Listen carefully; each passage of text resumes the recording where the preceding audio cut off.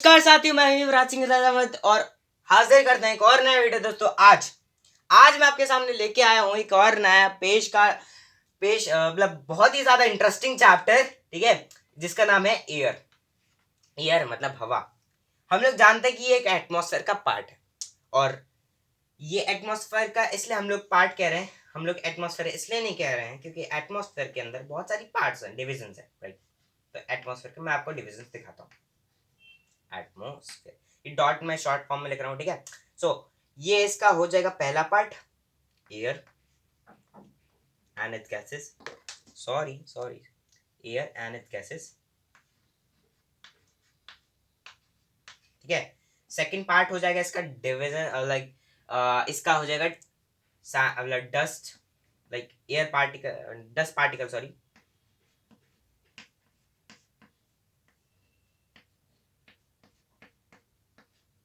Particle. And third हो जाएगा हमारा वाटर वेपर।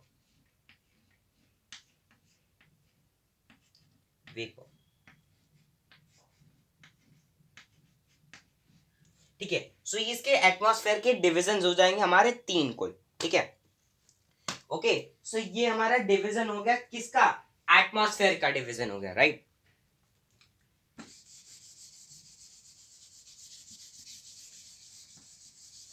अब हम बचपन से 6 से पढ़ते आ रहे हैं कि इनके परसेंटेज कितने होते हैं, एयर एटमॉस्फेयर के अंदर आता है, बट ऐसा नहीं। मैंने आपको सच्चाई बता दी, रियलिटी बता दी, ठीक है, कि ऐसा भी कुछ होता है, ठीक है। सो अब मैं आपको बताने जा रहा हूं परसेंटेज, जो हमने 6th क्लास में भी पढ़े थे, बट फिर से मैं आपको रिकैप करके बताऊंगा, ठीक है, ठीक है। सो एयर मतलब एयर की गैसेस, ऑक्सीजन जानते हैं हम लोग, बहुत ही ज्यादा प्रसिद्ध गैस है, ठीक है, जो कि हमें प्लांट से मिलती है। बट हम ही एक ऐसे हैं जो कि प्लांट्स ट्रीज कट कर रहे हैं, जिनको नाम दिया गया है डिफॉरेस्टेशन। ये कुल होती है 23%।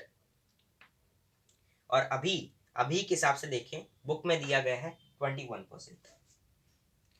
हमने इतने पेड़ काटे कि एक साल में अंतर आ गया, एक साल में, लिटरली एक साल में। सो 21% अभी ये होगी गैस, ठीक है। और नाइट्रोजन जो है, नाइट्रोजन है कुल 78%। एंड हमारी आर्गन जो है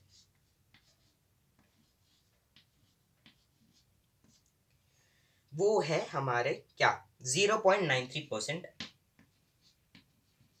और जो अदर गैसेस हैं वो बची कुची हैं, 0.93%। तो वो कुल हो जाती हैं अदर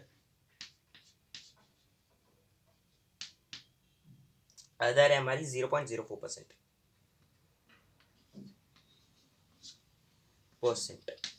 ठीक है।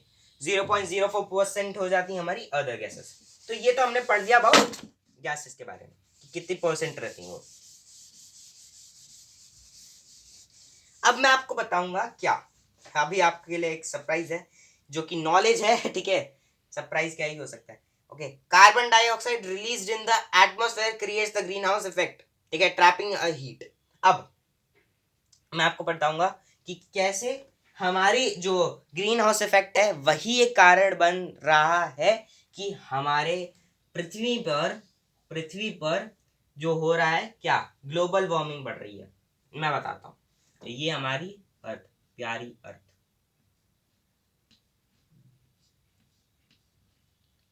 ये है हमारी एटमॉस्फेयर। हम सब जानते हैं एटमॉस्फेयर में क्या होता है, गैसेस होती हैं, ठीक है, मतलब सॉरी डस्ट पार्टिकल्स होते हैं, राइट। और क्या होती है हमारी, और होती है हमारी water vapours, right. Water vapours होती है। अब ये क्या है, ओजोन लेयर, ठीक है। ये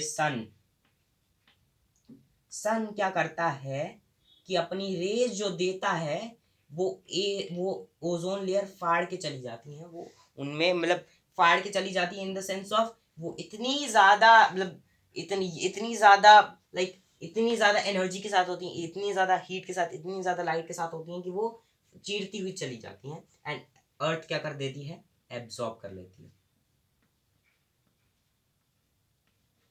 एब्जॉर्ब कर लेती है।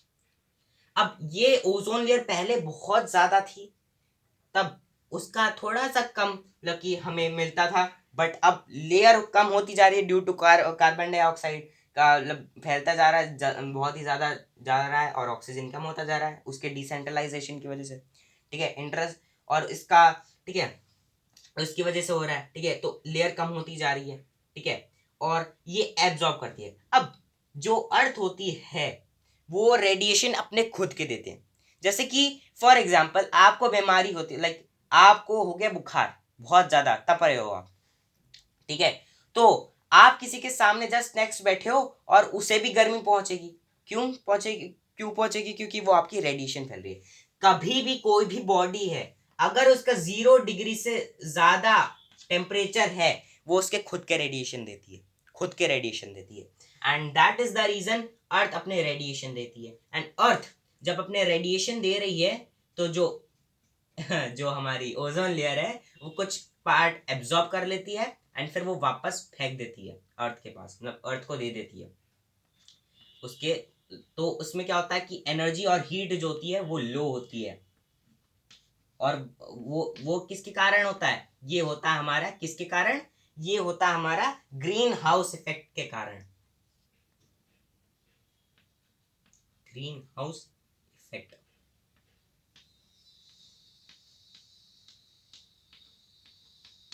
ग्रीन हाउस इफेक्ट के कारण हो रहा है, ठीक है। ये पहले पहले तो बहुत सही था, बहुत बहुत ठीक था, क्योंकि पहले हमारी जो जो भी चीज थी वो परफेक्ट थी, ठीक है, परफेक्ट एकदम चकाचक थी। बट अब due to carbon dioxide, due to industrialisation, industries बढ़ रही हैं, फैक्ट्रीज बन रही हैं, अर्बनाइजेशन हो रहा है, ट्री डिफोरेस्ट्रेशन हो रहा है, और कहीं ना कहीं वॉर मतलब इफेक्ट्स हो रहे हैं, मैन मेड टेक्नोलॉजीज आ रही हैं, due to that it's creating the destructions of natures, and that is leading to the destructions of earth, ठीक है। ये ग्रीन हाउस इफेक्ट कर रहा है। अब रेडिएशन आ रहे हैं ज्यादा, क्योंकि कार्बन डाइऑक्साइड की वजह से ओजोन लेयर कम हो गई, छोटी हो गई, अब रेडिएशन आएंगे ज्यादा, ये ज्यादा रेडिएशन होगी, मतलब रेडिएशन इसका बढ़ेगा, एंड ये ग्रीन हाउस के पास जाएगी, ग्रीन हाउस उसे बहुत ज्यादा देगी, मतलब लो ही देगी टाइप से, ठीक है, लो ही देगी, बट वो हमें हार्म कर सकती है, and that is leading to our global warming, global warming.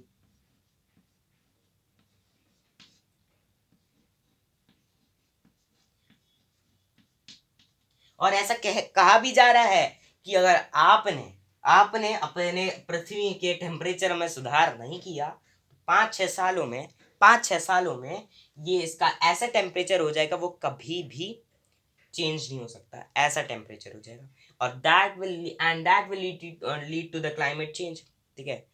बहुत ज़्यादा क्लाइमेट चेंज आएगा, बहुत, जहाँ बाढ़ नहीं होती वहाँ बाढ़ आएगी, जहाँ बाढ़ मतलब कि बारिश वगैरह आती है वहाँ बारिश नहीं आएगी, ऐसा भी हो सकता है, ठीक है। सो ये आपको चेंज डिफर कर सकता है, a huge change will be occur, okay, will occur,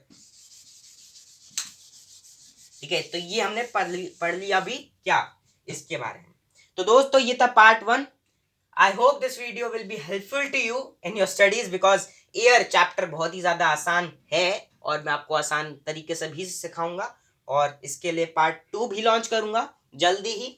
और अगर ये वीडियो आपको बहुत ही ज़्यादा पसंद आया तो लाइक कीजिए, सब्सक्राइब कीजिए और शेयर कीजिए अपने दोस्तों के साथ।